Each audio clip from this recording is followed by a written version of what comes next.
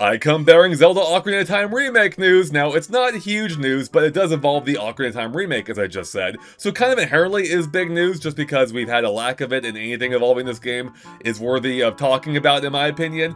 And that's a fact that it now has, according to the official website, which is just updated, an ESRB rating, which is interesting for two potential reasons, I think. Number one being the fact that it now has a rating, could suggest we'll be seeing it sooner rather than later. My personal guess would be around Gamescom time / PAX West time, which is in about a month from now, so hopefully not too long to go until we actually see it, give or take a week or so around then.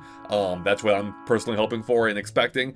In any case, the second point though is the ESRB rating being E10+ for animated blood and fantasy violence. Now the interesting thing is that is largely the same rating, the E10+ part is, as the 3DS one, along with the two descriptors there, but it's a step above what the N64 version got. And I know this because I have that box right here, the original collector's edition box. Look at that condition it's in. Look, we can go bigger on this. Still in really good shape, except for the fact that I unfolded it some years ago for storage. I tried refolding it for this video, but it's pretty stiff in this form. I don't want to, ruin anything. So, yeah, really good shape. In any case, according to the, you can see it has just an E rating here, because the E10 rating hadn't been invented yet, not until 2003, I believe. And in this case, it's for animated violence.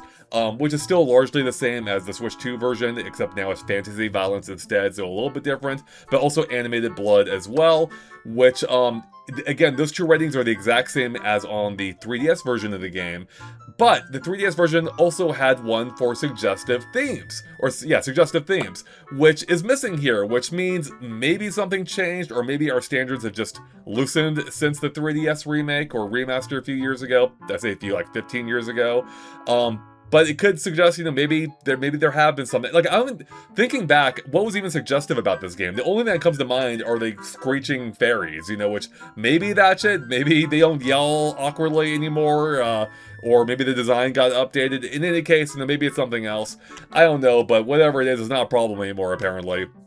The fact that they listed animated blood still makes me possibly hope that maybe we'll get the red blood from Ganon at the end, as in the original version of Ocarina of Time, which I have here again, before it was changed to green in the re-releases, and I think also 3DS. I'm not expecting it, but, I would love if they went back to that slightly darker take on it, but, I don't know if E10 even allows for that. But in any case, everyone, that's all I got for you at this point. Let me know in the comments below what you make of this. Is this a surprise to you? We're expecting higher or lower? I will say personally, real quick, I was hoping a little bit that would go up to like teen or something. I was hoping maybe that would go like a little step farther. Keep in mind, Smash Bros. Brawl got a teen rating back in the day, and it would push the boundaries a little bit farther. Might secure that red blood I was hoping for. In any case, that's probably unlikely at this point. But let me know in the comments below what you're making of this. Are you expecting anything different than what we've seen from the game series in the past, especially the more recent past?